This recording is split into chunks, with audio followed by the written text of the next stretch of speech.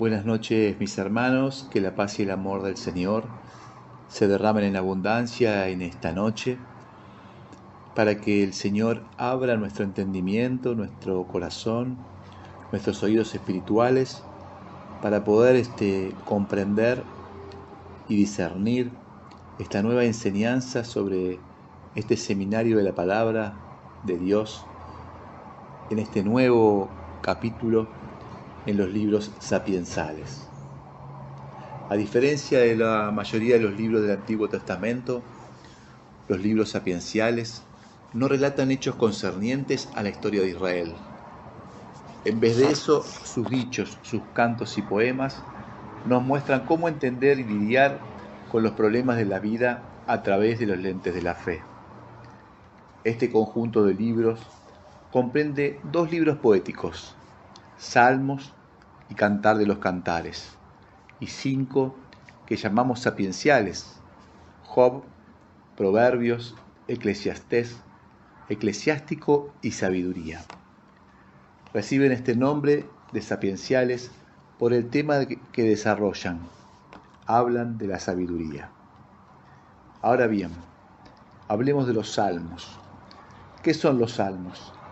Los salmos son oraciones que brotan a partir de las experiencias cotidianas.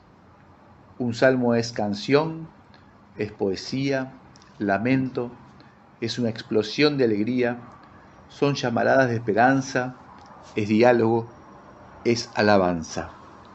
El salmo es el grito del cuerpo por la vida, por la salud, por el alimento, por la sexualidad.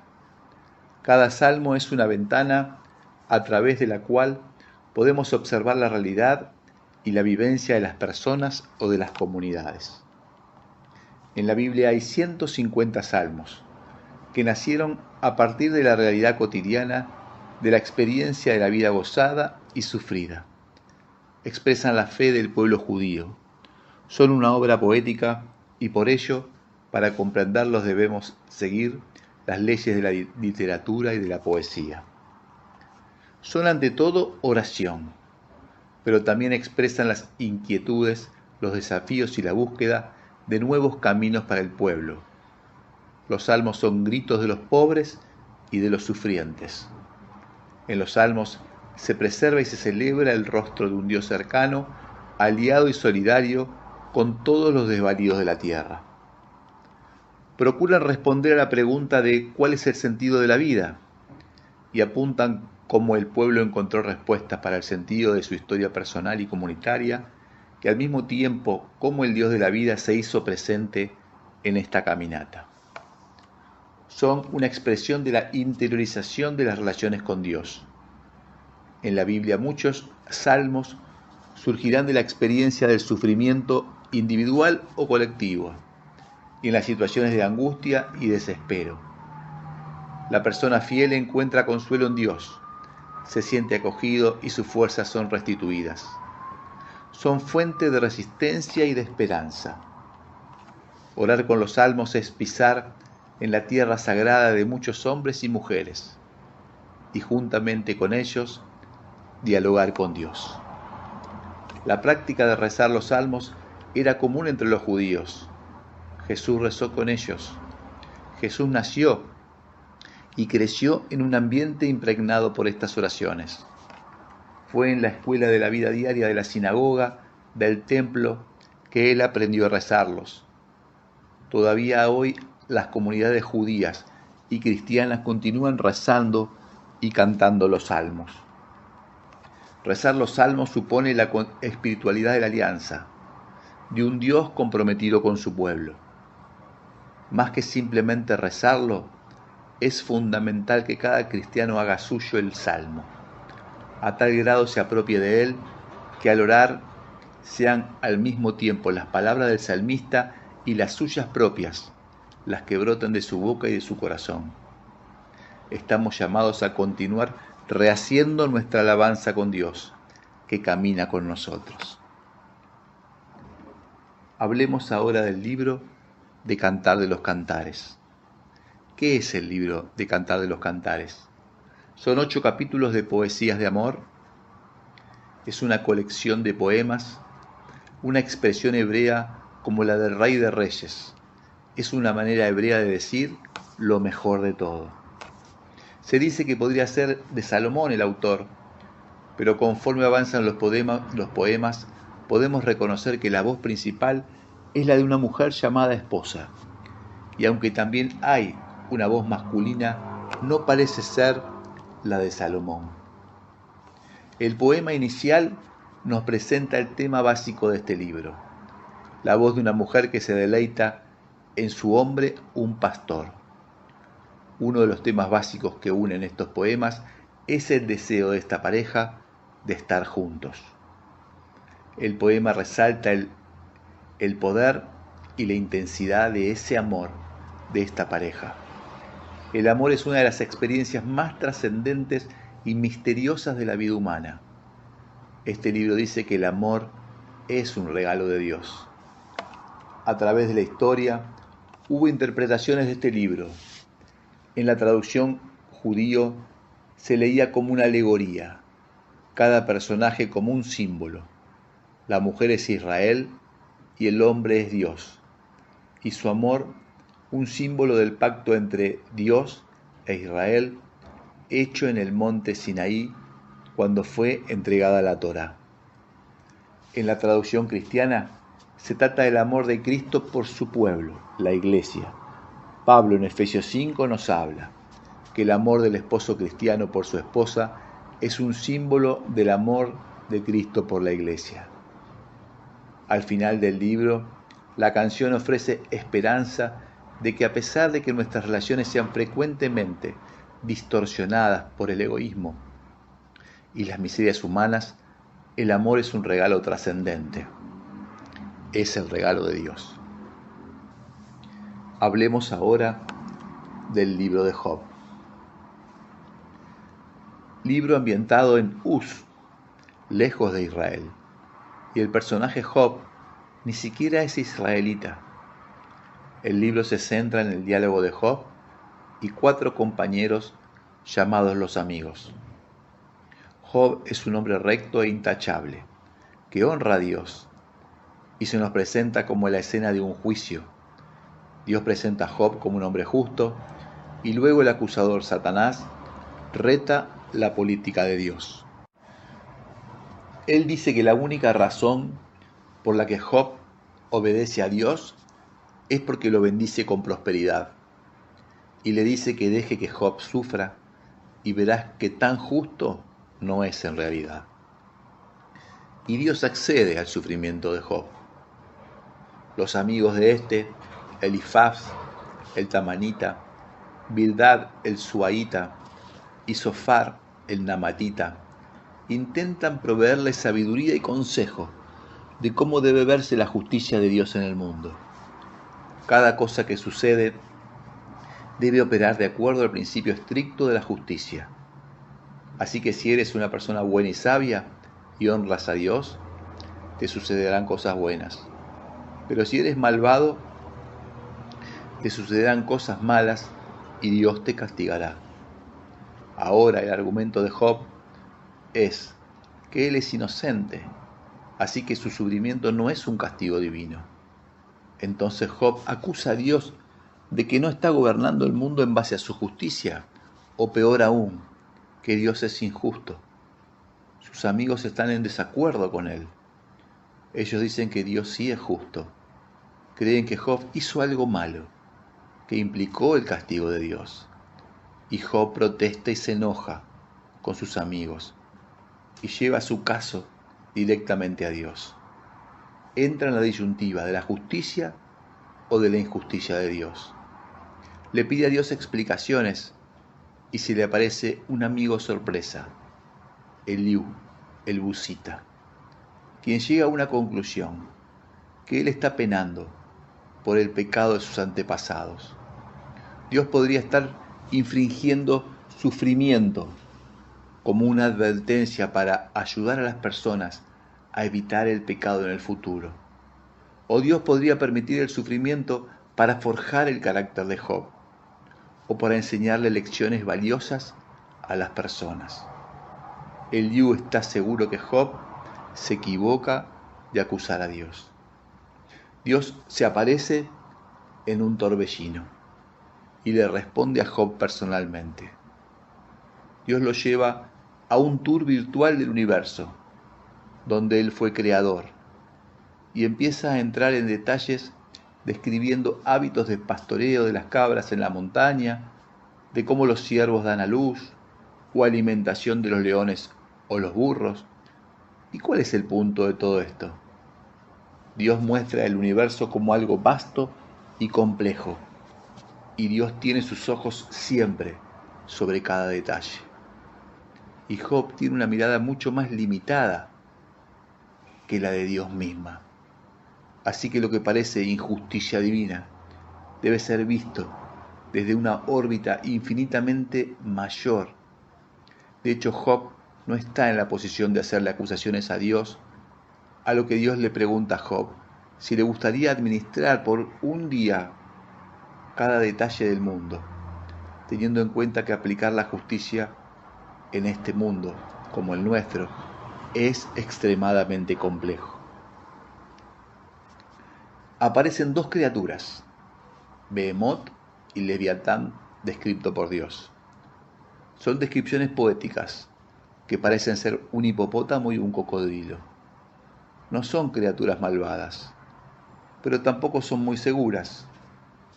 El punto es que el mundo de Dios es asombroso y muy bueno, pero no perfecto y no siempre seguro. Orden y belleza, pero también salvaje y peligroso, como estas dos criaturas. Y Job responde con humildad y arrepentimiento. Quien fue a Dios directamente a hablar en su dolor mediante la oración. Ante esta actitud de Dios, el libro concluye con la lealtad de Dios sobre Job, en providencia, con su salud, su familia y restaurando sus riquezas. Hablemos ahora del libro de los Proverbios. El libro de los Proverbios contiene muchas declaraciones breves, pero sabias, acerca de cómo vivir una vida piadosa. Aunque el libro se escribió en el antiguo Israel, sus mensajes siguen siendo relevantes en el mundo de hoy. Nos enseñan cómo obtener sabiduría sobre la base de la disciplina de Dios, de tal forma que, con el poder del Espíritu, podamos aprender a obedecer. El libro busca ayudarte a desarrollar una serie de habilidades prácticas para vivir bien en el mundo de Dios. Proverbios es un libro único entre los otros libros de la Biblia por varias razones. Se trata principalmente de una serie de dichos llenos de sabiduría sobre una amplia gama de temas, en lugar de tratarse de una narrativa. Entonces, a diferencia de otros pasajes de la Biblia, estos fragmentos se pueden entender fácilmente cuando se leen individualmente. La mayoría de las escrituras están destinadas a leerse dentro de un pasaje más extenso, mientras que los proverbios son breves, independientes y tratan diferentes temas en general. Libro del Eclesiastés. Reflexiona sobre la fugacidad de los placeres, la incertidumbre que rodea al saber humano, la recompensa de los esfuerzos y bienes de los hombres, la caducidad de todo lo humano y las injusticias de la vida. Se señala a menudo la conexión del Eclesiastés con el libro de Job. Eclesiastés señala la verdad de que el trabajo, el placer, el estatus, la riqueza y hasta la sabiduría por sí solos no tienen un significado duradero porque la muerte hace todos los logros terrestres triviales. Eclesiastés significa el orador o el predicador. Este libro parece haber sido escrito como un soliloquio, una persona hablando consigo misma. De acuerdo con la tradición judía, Salomón fue el autor, aunque algunos eruditos dicen que fue escrito en una época posterior. En el libro aparece la palabra vanidad, muchas veces, que significa transitorio o pasajero. Cuando el autor dice que las cosas son vanidad, quiere decir que se acabarán. El último capítulo citado muy frecuentemente es muy interesante e instructivo. Las referencias simbólicas se refieren a las diferentes partes del ser humano. ¿Cuál es la idea principal del libro? El hombre sin Dios no es nada. El libro del Eclesiástico. El libro del Eclesiástico es una fuente de sabiduría que nos enseña el camino para hallar la felicidad, siendo cada día más amigos de Dios. La felicidad para el cristiano es el camino de la santidad. Este libro del Antiguo Testamento no es un tratado sistemático como puede ser un libro filosófico de enseñanza ética, sino una inspiración del Espíritu, que de acuerdo a una pedagogía sobrenatural nos enseña, según como nos señala San Pablo, el Espíritu y la virtud de Dios. En la 1 de Corintios capítulo 2, versículo 4. El texto termina con una oración y una maravillosa exhortación para que todos vivamos la sabiduría de Dios que nos brinda gratuitamente, con el fin de saciar nuestro hambre interior, como diría San Agustín, nos ha hecho, Señor, para ti, y nuestro corazón está inquieto hasta que descanse en ti. Ahora hablemos del libro de la sabiduría. El libro se dirige a los hermanos de raza de su autor, judíos e israelitas avecinados en Alejandría, para alertarlos de la devastación y la ruina moral a los que se verían reducidos en caso de dejarse seducir por los cultos paganos, o por el ateísmo, o la falta de piedad hacia el Dios de sus padres. El objetivo último de sabiduría es, pues, llevar a los compatriotas del redactor del nuevo al redil de la verdadera religión. En tiempos alejandrinos, los judíos e israelitas piadosos solían enfrentarse, de manera continua, a la gran seducción del paganismo griego y de su relajada conducta moral, su estilo de vida hedonista y sus maneras amplias y libres de pensar.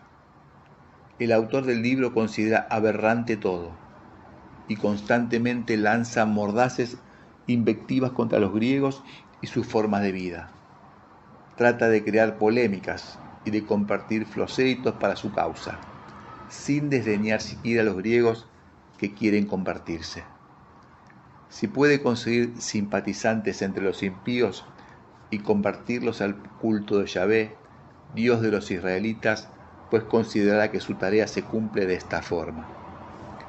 El libro de sabiduría es único en el Antiguo Testamento por la profundidad y amplitud de su exposición doctrinal. Puede considerárselo un libro pleno de esperanza y de fe. Sabiduría es simple y directo en ese respecto. A la pregunta de cuál es el sentido de la vida responde: buscar la obra y la voluntad de Dios en las cosas terrenas. Esto es, alcanzar el conocimiento de Dios, rendirle culto y ofrecerle los servicios adecuados. Quien cumple todo esto no es otra cosa que un hombre justo, hijo, amigo y amante de la divinidad, mientras que quien se aparta de la doctrina es pecador e impío y se encamina a la perdición. El justo, por el contrario, es incorruptible e inmortal. Estos son los libros sapienciales del Antiguo Testamento, que a diferencia de la mayoría de los libros del Antiguo Testamento, no relatan hechos concernientes a la historia de Israel. En vez de eso, sus dichos, sus cantos y poemas nos muestran cómo entender y lidiar con los problemas de la vida a través de los lentes de la fe. ¿Cuál es el fin de estos libros? Los libros sapienciales son una profunda reflexión del hombre que, iluminada por la fe en Dios, trata de dar una respuesta a todos los problemas de la vida humana: amor, dolor, muerte, gobierno, descansando en la voluntad de Dios quien en su infinita misericordia y omnipotencia tiene cada detalle en sus ojos, para que la justicia divina gobierne el mundo por los siglos de los siglos. A Él sea el honor y la gloria. Amén.